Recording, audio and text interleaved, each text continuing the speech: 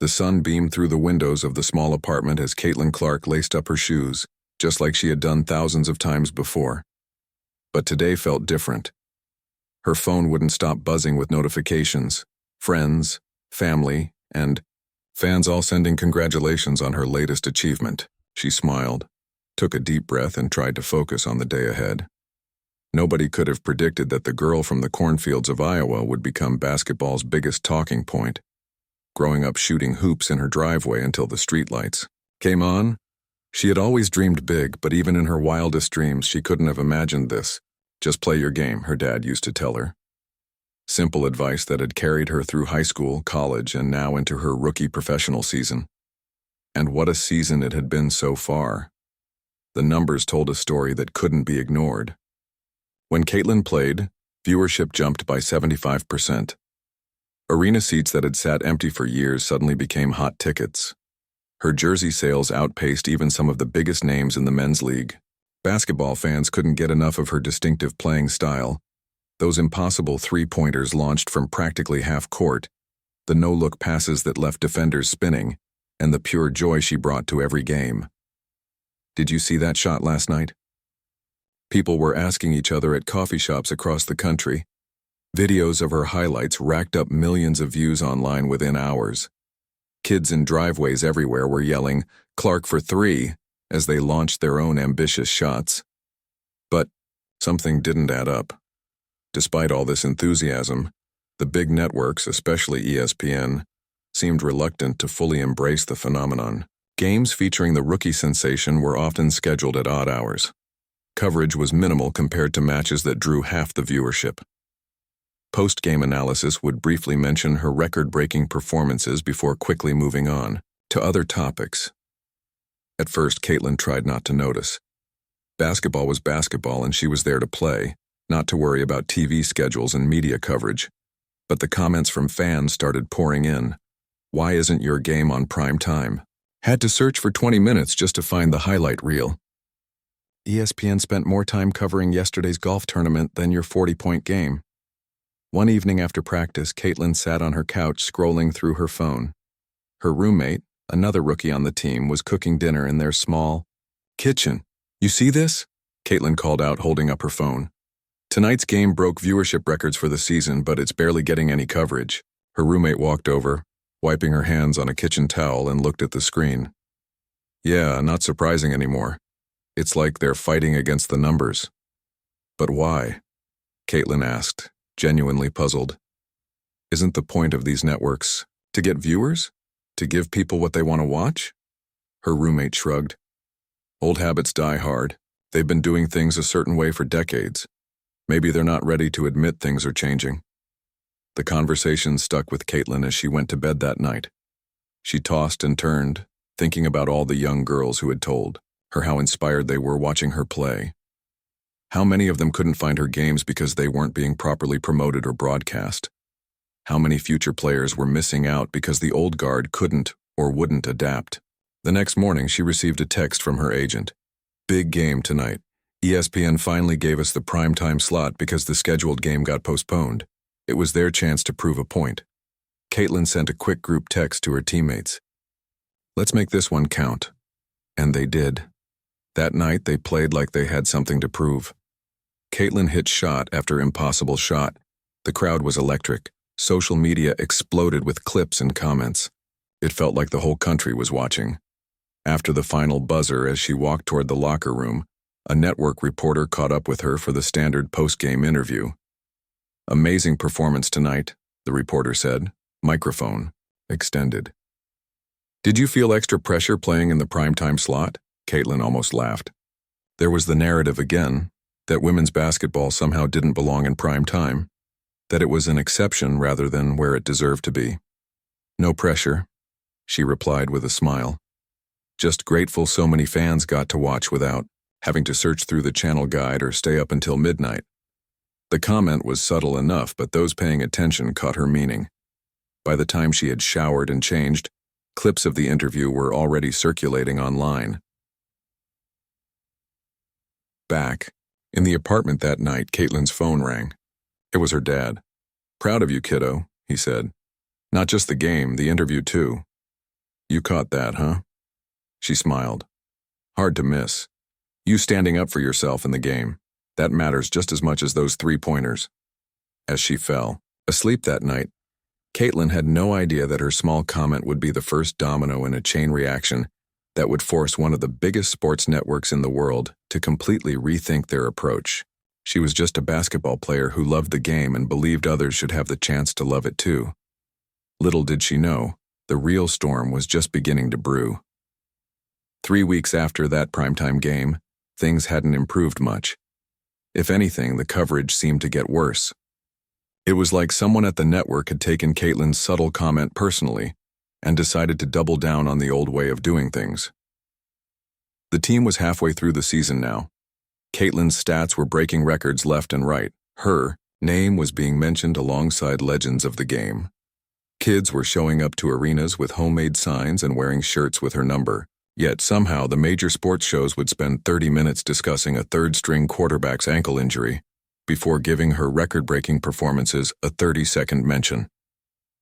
It doesn't make any sense, her teammate said as they sat in the training room after practice, ice packs on their knees.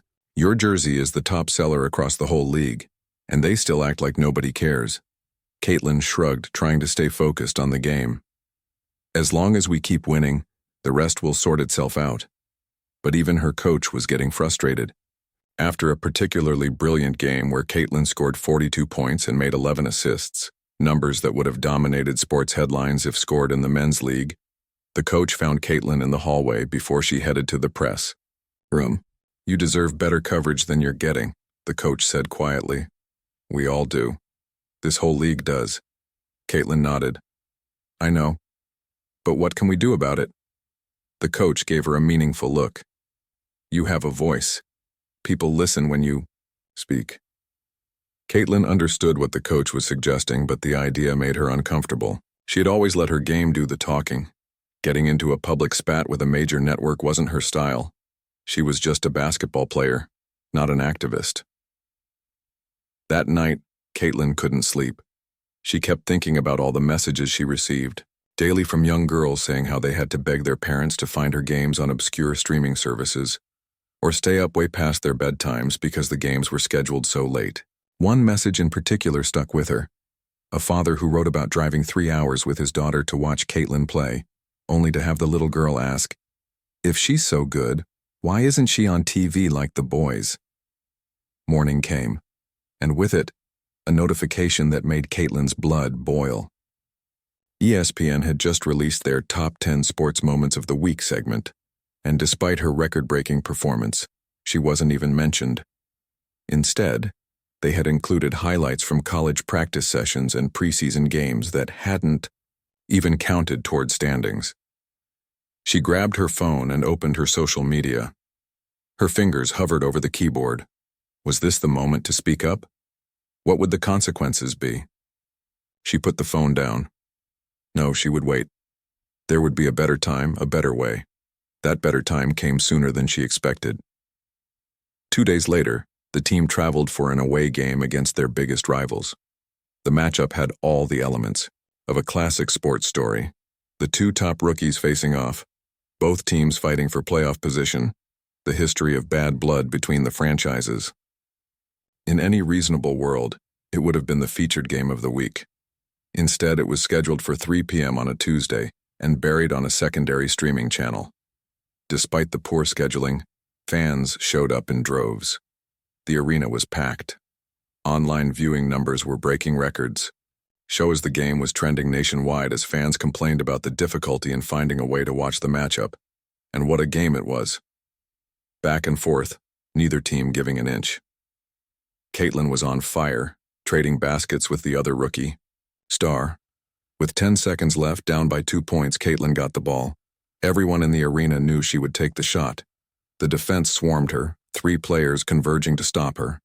With a move that would be replayed millions of times in the coming days, she faked right, spun left, and launched a 3-pointer from what seemed like an impossible angle. The ball arced through the air as the buzzer sounded, hitting nothing. But net game over. New record set. The crowd went wild. In the locker room afterward, Caitlin's teammates were celebrating wildly. The coach was beaming. This was the kind of game that defined careers, that built leagues. Then someone turned on their phone. On the major sports network, they were showing highlights from a golf tournament that had happened the previous weekend. Not a single mention of the game-winning shot that had just happened. The locker room fell silent. When Caitlin walked into the press room for her post-game interview, there were only 3 reporters waiting. One was from the local paper, one from a basketball blog, and one from a small streaming channel. No major networks had even sent a correspondent. The blogger raised his hand first. "Caitlin, another amazing performance. How does it feel to keep breaking records?" She started to give her standard answer about team effort and taking it one game at a time. But then she stopped. She looked around at the nearly empty press room. She thought about the packed arena, the millions watching online, the messages from fans, the father and daughter who had driven 3 hours. "You know what?" she said, her voice steady but her eyes flashing. "I think there's a bigger story here than my performance. There's a disconnect between what fans are clearly showing they want to watch and what they're being offered by the major networks. The numbers speak for themselves. Our viewing figures, attendance, jersey sales, they all tell the same story. Maybe it's time for networks to listen to their viewers." The room was dead silent. The blogger's eyes went wide. He knew, just as Caitlin did, that this wasn't the kind of bland, safe quote athletes usually gave. This was a direct challenge to a media giant. "Are you specifically talking about ESPN?" he asked. Caitlin didn't flinch.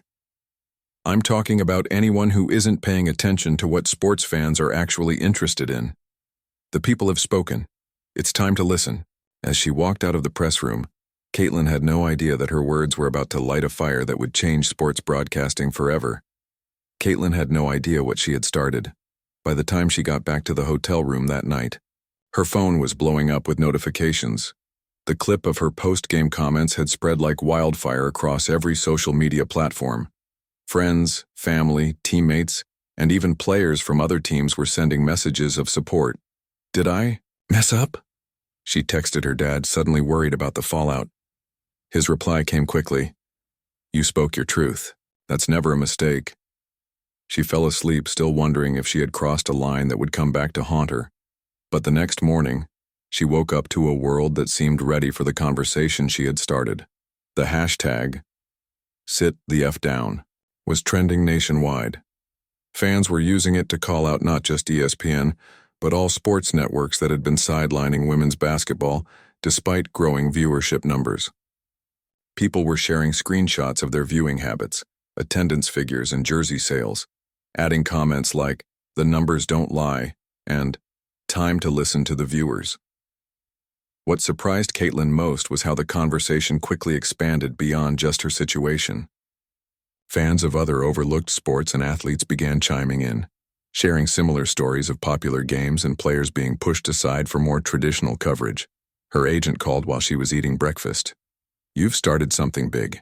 Here," he said, his voice a mix of concern and excitement. "My phone hasn't stopped ringing. Other players want to join the conversation. Some sponsors are nervous, others are thrilled. How do you want to handle this?" Caitlin took a deep breath. "I said what I needed to say. I don't want to make this about me or turn it into some kind of personal crusade. The point is that fans should get to watch what they're interested in, not what networks think they should be interested in." "That's a good approach," her agent agreed. "Keep it about the fans, not about you. But just so you know, ESPN executives are having emergency meetings today. Word is they're not happy." "Are they going to come after me?" she asked, suddenly worried about potential blowback. "They'd be idiots to do that. The public is firmly on your side. They'd just make themselves look worse." Throughout the day, the story kept growing. Sports talk shows that had barely mentioned Caitlin's record-breaking performances were now dedicating entire segments to debating her comments. Some hosts defended the traditional coverage models, arguing that established sports deserved priority.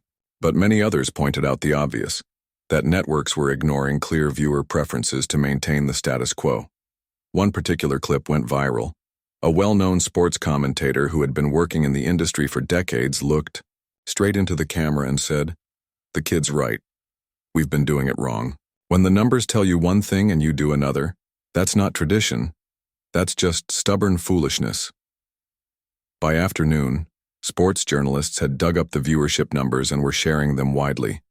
Games featuring Caitlin were drawing audiences comparable to playoff games in established leagues, yet receiving a fraction of the coverage. The data was undeniable. The team had a day off, so Caitlin tried to distract herself by going for a long walk. She put on a baseball cap and sunglasses, hoping for some anonymity, but it didn't work. People recognized her everywhere she went. What surprised her was that they weren't asking for autographs or selfies. They were thanking her. "My daughter plays basketball because of you," one woman said. "And for the first time I can actually show her games where women are the stars, not just the sideshows. Thank you for speaking up." An elderly man stopped her near a coffee shop. "Been watching sports for 60 years, he said. "Never understood why they don't show more of your games. You're the most exciting player to watch since Jordan." By evening, the story had reached beyond sports media. National news programs were covering it as part of a larger conversation about representation in sports and media responsiveness to audience interests. Cultural commentators were weighing in, connecting it to broader shifts in viewership habits and the power of social media to amplify overlooked voices. Caitlin's phone rang again. It was her coach. "How you holding up?" the coach asked. "Honestly, I'm overwhelmed," Caitlin admitted. "I just made a comment about networks needing to listen to viewers. I didn't expect all this." "Sometimes all it takes is one person stating the obvious truth that everyone's been dancing around," the coach said. "Look, the team's behind you 100%. The league office called me today. They're scrambling to respond, but they're not mad. They see this as an opportunity. An opportunity for what? For growth. For finally getting the coverage the game deserves. This might be the push that was needed." After they hung up, Caitlin checked her social media again.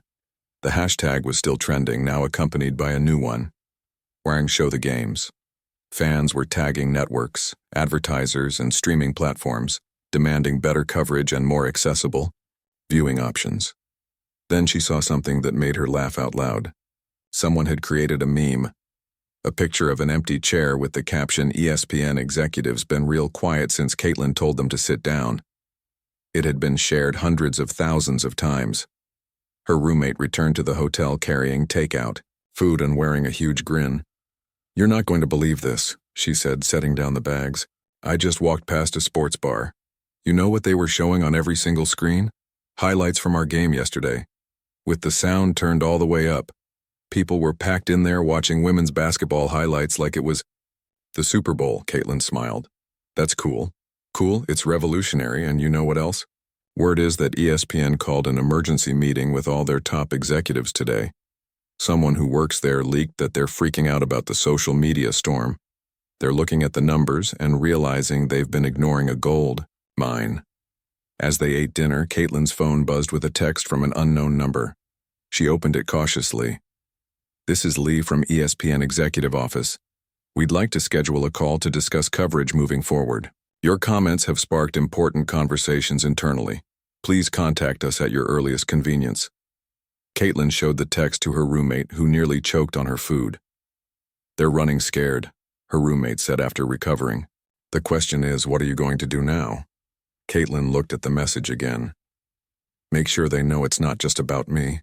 It's about the game, the fans, and what they deserve to see." Little did she know that across town, in a glass-walled conference room, ESPN executives were looking at viewership data, social media metrics, and market projections, all pointing to the same conclusion. They had badly misread the audience, and now they were paying the price.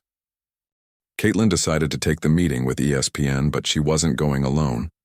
Her agent arranged for it to happen via video call, and she insisted that her coach and team captain join her. This wasn't just about her, it was about the whole game. The night before the call, she couldn't sleep. She kept thinking about what to say, how to make them understand that this wasn't just a blip or a social media trend. This was about recognizing a fundamental shift in what sports fans wanted to see. "Be yourself," her coach advised when they met in the hotel lobby before the call. That's what got people listening in the first place. The video call began with awkward introductions. On one side, Caitlin, her coach and team captain, sat shoulder to shoulder. On the other, 5 executives in button-up shirts looked uncomfortable. The head of sports programming spoke first. "We appreciate you taking the time to meet with us," he said, his voice carefully measured. "Your comments have certainly sparked a conversation that we believe is worth having." Caitlin resisted the urge to roll her eyes at the corporate speak.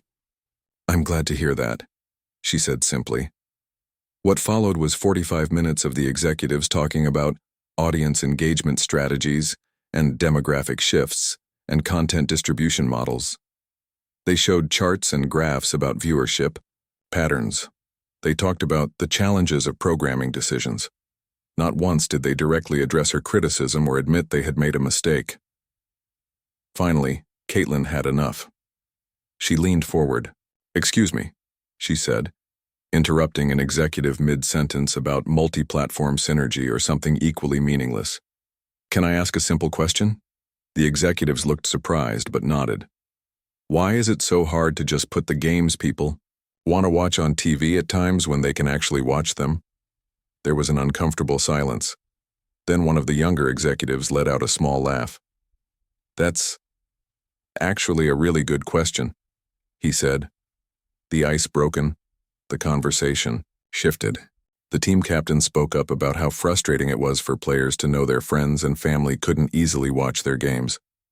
The coach talked about the packed arenas and the disconnect between in-person enthusiasm and TV coverage. By the end of the call, the head of programming was taking notes and nodding. "We hear you," he said, and for the first time it sounded sincere.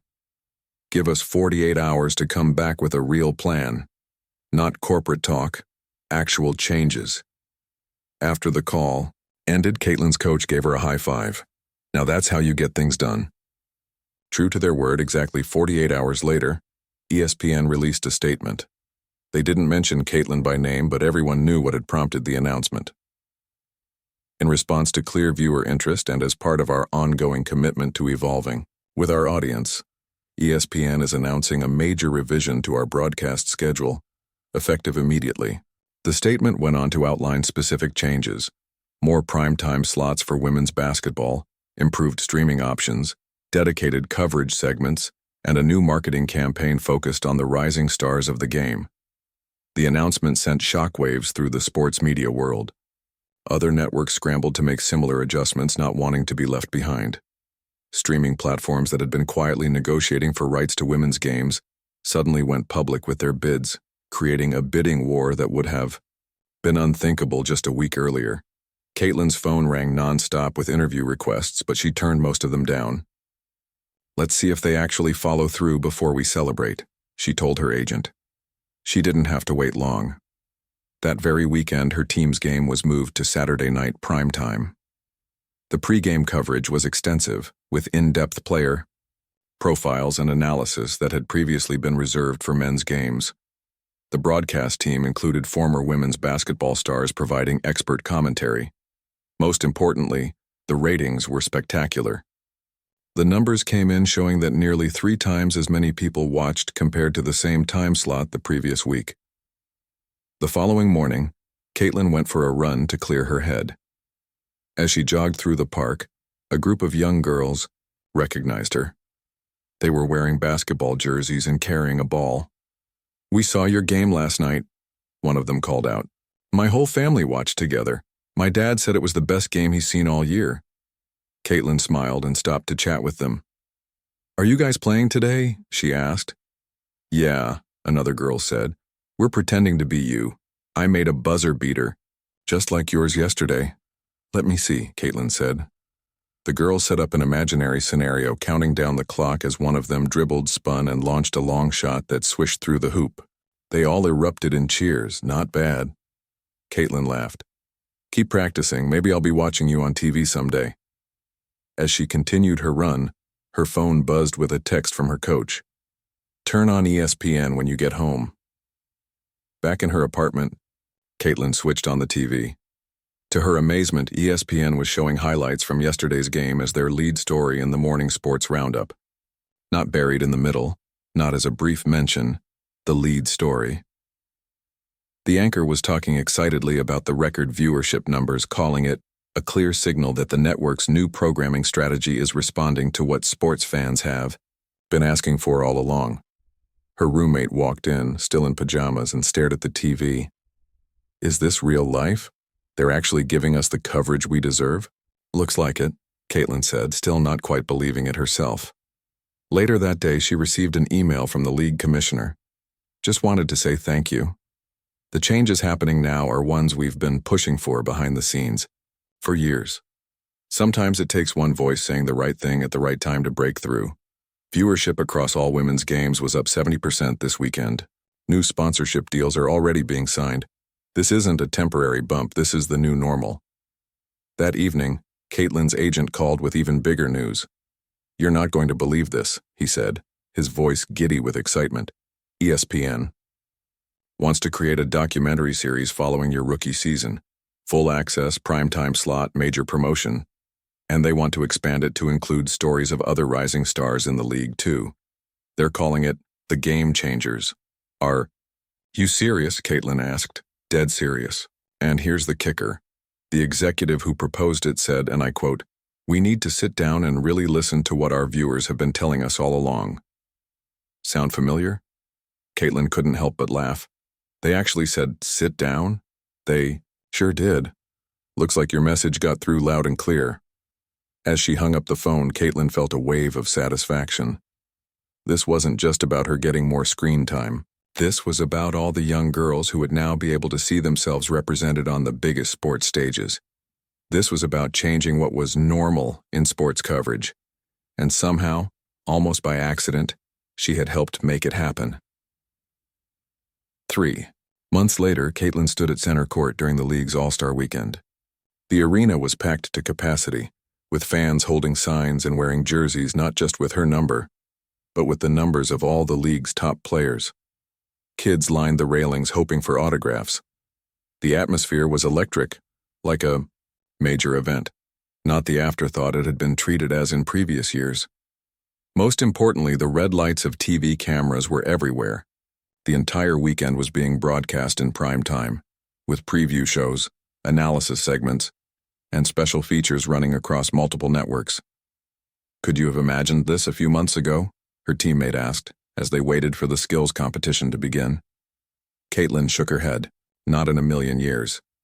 So much had changed since that post-game interview where she had simply stated the obvious.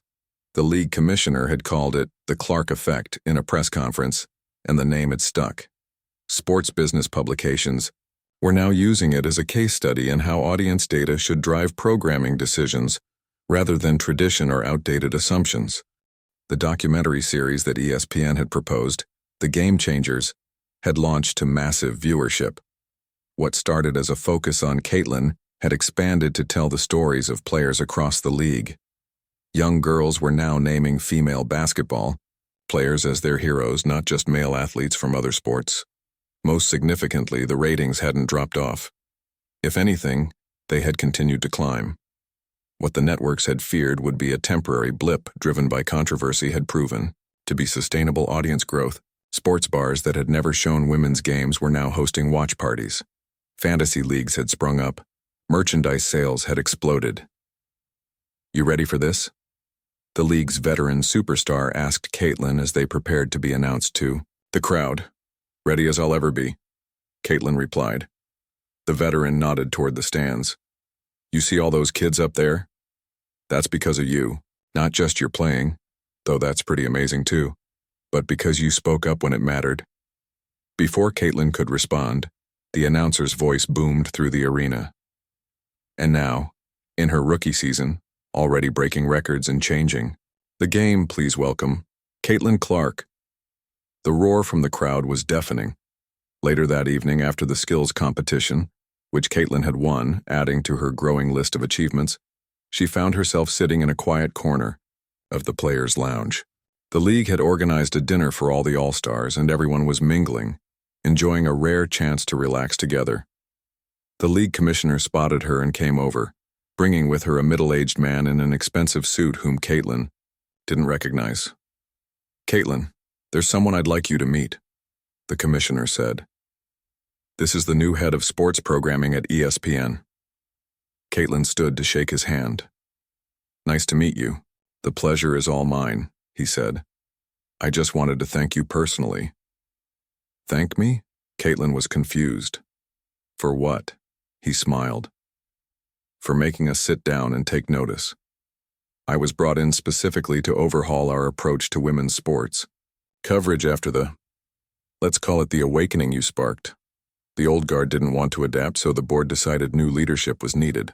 Caitlin didn't know what to say. She hadn't expected her comments to lead to actual personnel changes at the network. "The numbers don't lie," he continued. "Our viewership is up across all women's sports, not just basketball.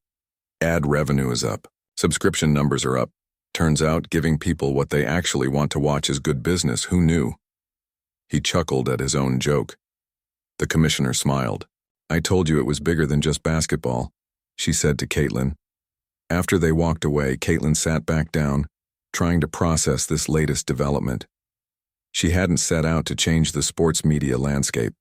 She had just been frustrated that her family and fans couldn't easily watch her games. Her phone buzzed with a text from her dad. "Watching you on TV with the whole neighborhood. Everyone's here." "So proud of you, kiddo." She smiled at the thought of her dad hosting a watch party back home. Then another text came through, this one from a number she didn't recognize. It was a photo of a classroom full of young girls, all wearing basketball jerseys, gathered around a TV that was showing the All-Star coverage. The message read, "My 5th grade class wanted you to know they're all watching. You've inspired them on and off the court. Thank you for showing them that their voices matter too." Caitlin felt a lump in her throat. This was the real impact, bigger than ratings or primetime slots or documentary series. On her way back to the hotel that night, she passed a sports bar. Through the window, she could see every screen showing highlights from the women's skills competition. The place was packed with fans cheering and commenting on the plays. Just a normal sports bar on a normal night, except the athletes on the screens were women. Back in her hotel room, Caitlin flipped through TV channels out of curiosity. ESPN was running an All-Star special. Another sports network was showing a documentary about the history of women's basketball. A third had a panel of analysts breaking down the skills competition and making predictions for tomorrow's All-Star game. Her roommate from the team, who had also made the All-Star roster, flopped down on the other bed. "Wild, right?"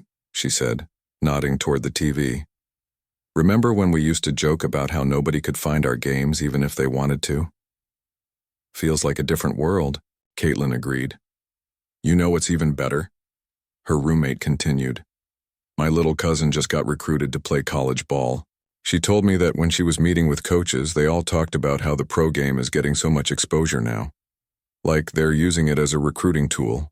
Play for us. And someday you could be on prime time too." Caitlin smiled. That's what it's all about. Opening doors. Later that night, as she was falling asleep, her phone buzzed one more time. It was a message from her coach. "Just got word from the league office. Next season's TV deal is triple what it was this year. Every single game will be broadcast. No blackouts, no hard-to-find streaming services. Just regular TV like every other major sport." "You did that." As Caitlin drifted off to sleep, she thought about how sometimes the biggest changes start with the smallest moments. She hadn't planned to start a revolution. She had just stated the obvious, that people should be able to watch what they want to watch, that networks should listen to their viewers, that sometimes the established way of doing things needed to sit down and make room for something new. The next morning, as she got ready for the All-Star game, she noticed a headline on her sports news app. "The Clark Effect spreads. Major networks announce expanded coverage for women's sports across the board." The revolution wasn't just about basketball anymore. It had never really been just about basketball. It was about recognizing that audiences had changed, that what people wanted to watch had changed, and that the old guard needed to either change with them or get out of the way. And all because one rookie had dared to state the obvious and tell them to sit down and listen.